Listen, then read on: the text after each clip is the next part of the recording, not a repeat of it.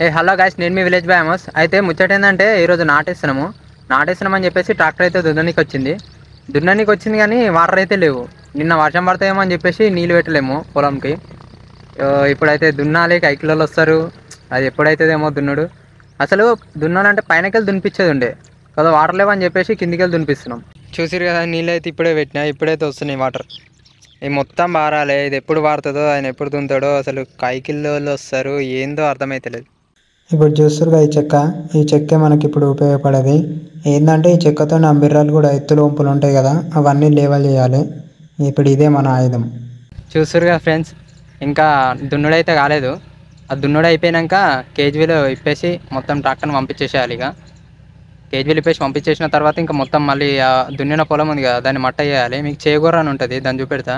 Already మీ ఇంతకుముందు చూసిరు అనుకుంటా, ఒక చూపెట్టిన కదా చెక్కలా ఉన్నది, అదే చేగూరు. దాన్ని మళ్ళీ మీకు చూపెడతా. ఇంకోటి దాంతో మట్ట చేసేసి ఇంకా మెయిన్ పని ఏంటంటే, వాళ్ళు నారు వీక్తున్నారు కైకిలోళ్ళు. ఆ నారు తీసుకొచ్చి పొలం వేయాలి. ఆ పొలం వేసినప్పుడే వాళ్ళు ఇక నాటు స్టార్ట్ చేస్తారు. దానికంటే ముందు మళ్ళీ మందలకాలి. ఆ మందలు కూడా ఉన్నది, ఇంకా మస్తు పని ఉన్నది. ఇది చూస్తారు కదా, ఆల్మోస్ట్ దునకం అయితే దగ్గర పడ్డది. ఇదైతే లాస్ట్ ఒకటే మడి ఉంది, ఇది అయిపోతే దునకం అయితే అయిపోతుంది. కేజీలు తీసేసి ట్రాక్టర్ అయితే పంపించేసినాం.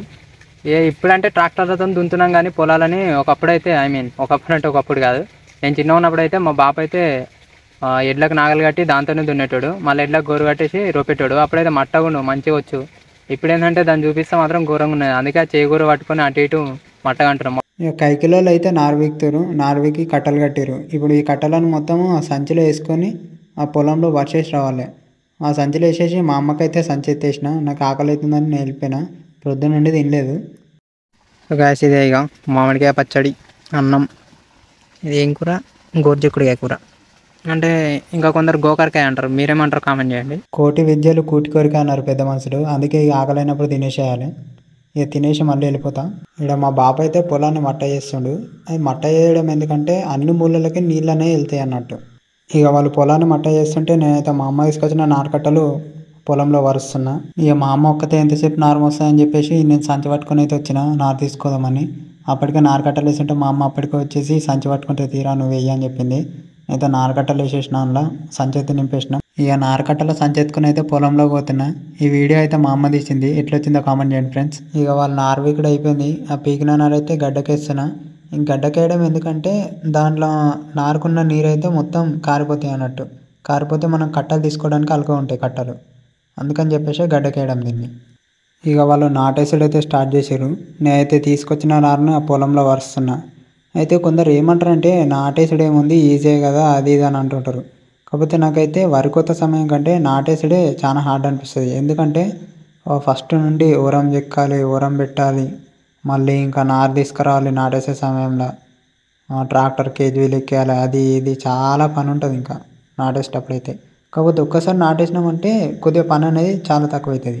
కాకపోతే మనము ఎంత కష్టం పని అయినా కానీ ఇష్టంతో చేస్తే అది మనకి ఈజీ అయిపోతుంది. ఇక ఇదంతా పక్కన పెడితే నాకు రైతు గొప్పతనం గురించి ఒక ముచ్చట గుర్తుకొచ్చింది. అదేంటంటే, రైతుకి పంట వండినా పండకపోయినా, లాస్ వచ్చినా లాభం వచ్చినా, రైతు మాత్రం మళ్ళీసారి పంట వేస్తూనే ఉంటాడు. అతను లాస్ వచ్చినా కానీ వేరే దగ్గర అప్పు చేసి మరి పంట వేస్తూనే ఉంటాడు. పంట వేయడం మాత్రం ఆపడు. కాకపోతే మనం ఏంటంటే వీక్లీ 6 days వర్క్ చేసి 7th day రోజు రెస్ట్ తీసుకుంటాం. కాకపోతే రైతు మాత్రం 365 days వర్క్ చేస్తూనే ఉంటాడు. అది రైతు గొప్పతనం. ఈ సోదంతా మాకింది చెప్తున్నారని మీరు అనుకుంటుండొచ్చు కొందరు, కాకపోతే ఇదే నిజం. ఇక ముచ్చట్ల వాడి మందలకి ఆన్లైన్దైనా మర్చిపోయినాం. దీన్ని దుక్కి మంది అంటాం మేము. ఈ దుక్కి మంది అనేది నాటేసే ముందు చల్లాలి పొలంలో. అయితే మీకు అక్కడ దూరంలో కనబడుతారు కదా, జూమ్ చేసి చూపెడతా. ఈ మందును ఆడికెళ్ళి ఇందాక ఈ పొలం మొత్తం చల్లుకుంటూ రావాలి. ఇక ఈ మందును రోడ్డు మీకెళ్ళి అయితే ఫస్ట్ మడి దాకా వెళ్ళేసిన మడి దాకానైతే పట్టుకొని వచ్చి చల్లుతున్నా. అయితే చాలామంది ఏమంటారంటే దీని మసాలా అంటుంటారు. నాకు ఈ మసాలా పేరు విన్నప్పుడల్లా చికెన్ మసాలా, మటన్ మసాలా తప్ప ఈ మసాలా గుర్తుకు రాదు. అయితే ఈ మందు అనేది నాటేసే ముందు చల్లేది ఉండే. కాకపోతే ఇక నాకు నారెత్తుకొచ్చుడు అదంతా లేట్ అయ్యి ఇప్పుడు చల్లుతున్నాను నేను. ఇక బురదల మందలికేటప్పుడు కాలుకు ముళ్ళు ఇరిగింది, కనబడుతుందా బ్లాక్ కలర్ది? అదే అమ్మ, బురదల మాత్రం కనబడలేదు. కాకపోతే బయటకు వచ్చినాక సురుకు పొడిచింది. అయినా ఇవన్నీ బురదల కామనేలే, కానీ ఒక్కొక్కసారి బురదల రాళ్ళు కాళ్ళకు గోస్తుంటాయి. అది లోపల మాత్రం ఏం తెలియదు, కానీ బయటకు వచ్చినాక మాత్రం మస్తు మండుతాయి. సో గాయస్, అందరు కైకిలోళ్ళు అయితే తిన్నీకి వేరు. ఇక నేను కూడా తిన్నీకి వచ్చిన. ఇక తిన్నాక మళ్ళీ సేమ్ వర్క్. ఇక నారెత్తుకోవాలి, మందలకాలి, టమాటా వేయాలి. అమ్మయ్య పూరా కథ మొగయ్య.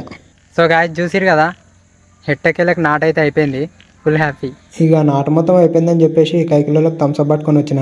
ఈ చిన్నపోర నన్ను నాకు కూడా ఇంత పోసిరు. ఈ వీడియో కనుక మీకు నచ్చినట్లయితే లైక్ చేయండి, షేర్ చేయండి, కామెంట్ చేయండి అండ్ సబ్స్క్రైబ్ చేసుకోవడం మాత్రం మర్చిపోకండి. ఇలానే సపోర్ట్ చేస్తూ ఉండండి. Thank you.